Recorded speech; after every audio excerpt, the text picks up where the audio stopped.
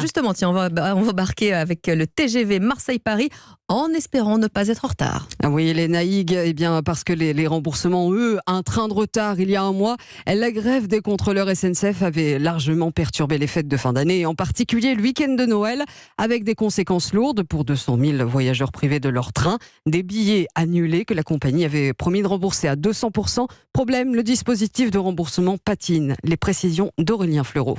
L'application censée être automatisée pour demander son remboursement semble être restée à quai.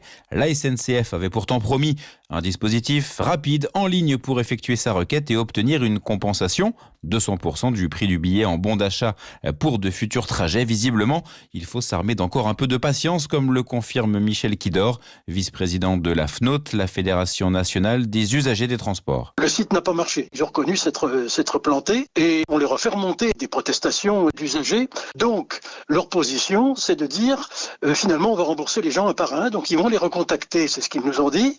Comme de toute façon, ils ont leurs coordonnées. Maintenant, quand on achète un billet de train, les gens donnent leurs coordonnées. Ils vont recontacter les gens pour les rembourser. Et la SNCF assure que tous les gens qui en font la demande seront remboursés. Et les remboursements devraient s'accélérer courant février. Pour tout renseignement, rendez-vous sur votre compte SNCF Connect. Les clients concernés ont jusqu'à fin mai pour faire leur demande. Voilà, Aurélien Fleureau du service économique d'Europe 1.